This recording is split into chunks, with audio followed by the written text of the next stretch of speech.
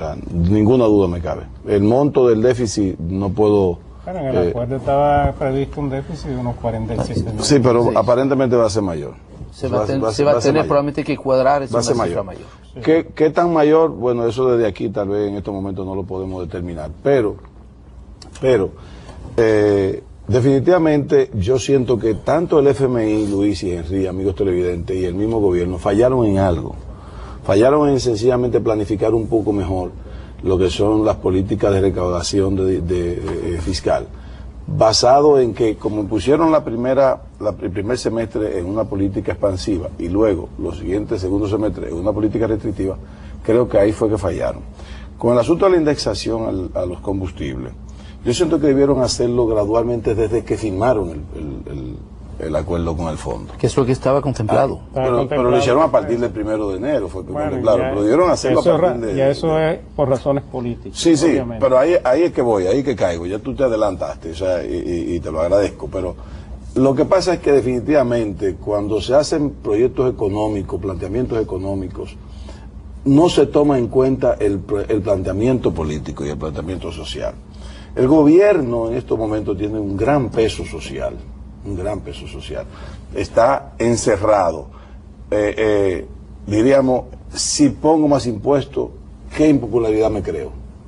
¿Cuál es el problema social que me causa? Porque hay muchas agrupaciones, hay muchas organizaciones que están bien plantadas, que nada más están esperando cualquier impuesto para hacer cualquier protesta, etcétera, etcétera.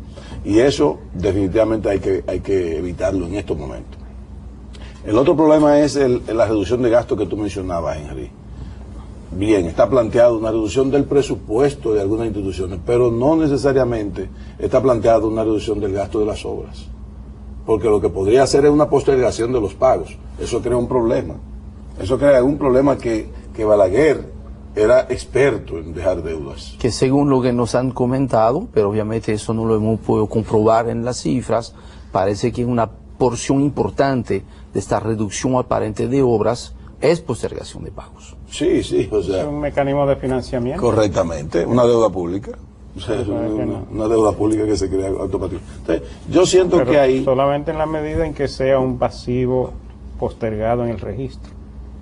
O sea, tú puedes dejar de pagar, pero si tú no registras eso adecuadamente, tú no estás transparenando el resultado, porque es un mecanismo de financiamiento que te genera una situación. Sí, pero aquí hay además el mecanismo de financiamiento, ahí parece más un truco de cámara. Yo dije en programas anteriores que el gobierno ni al pueblo le conviene que se atrasen las obras que están empezadas.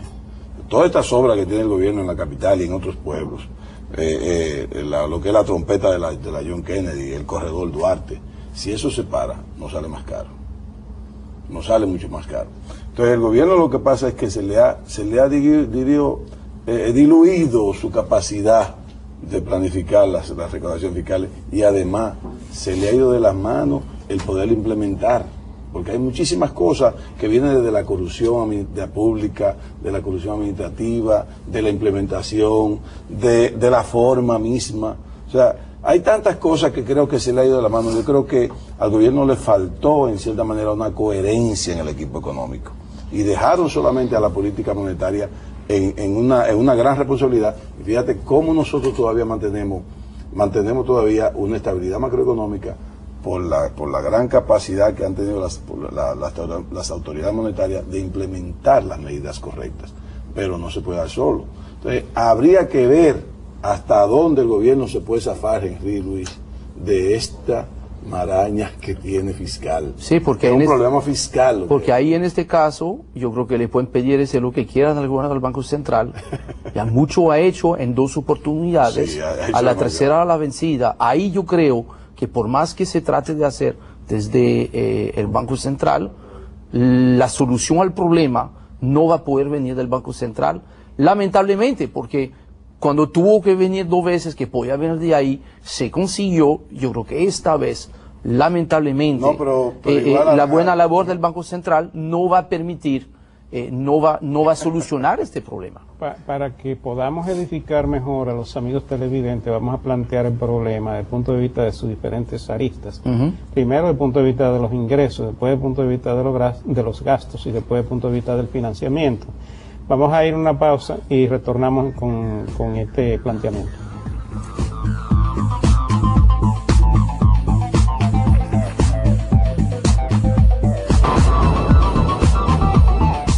Bien, amigos, retornamos con ustedes con este tema que estamos trabajando en el día de hoy. Como ya ustedes habrán podido observar, estamos hablando de lo que se ha planteado en esta revisión que ha hecho la misión del Fondo Monetario Internacional del desempeño del acuerdo que tiene vigente la República Dominicana con ese organismo desde finales del año pasado.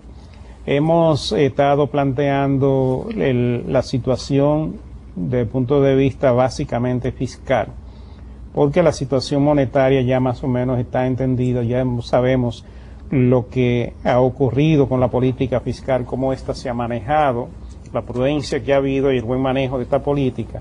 Sin embargo, el gran tema está en la política fiscal. Lo primero es que los ingresos no se han comportado a la altura de las circunstancias. Se esperaba que los ingresos iban a ser mejores y parte de las medidas que esperaba el fondo que se tomaran eran correcciones y mejoras en la administración fiscal.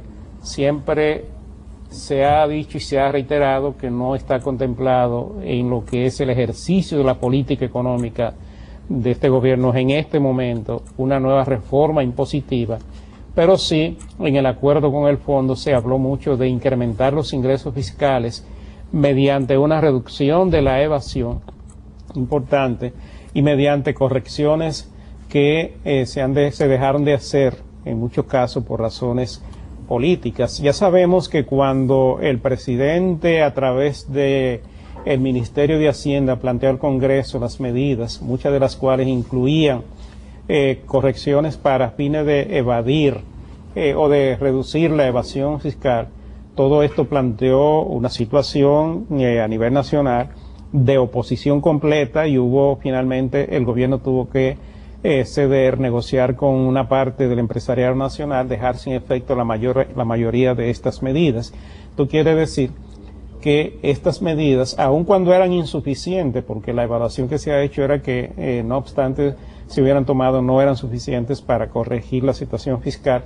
Sin embargo, ni siquiera eso se ha hecho y ahora no sabemos cuáles van a ser las alternativas que va a tomar el gobierno desde el punto de vista fiscal para mejorar los ingresos en la medida en que lo está esperando el Fondo Monetario Internacional. Sí, y entonces ese es un gran tema, ¿verdad?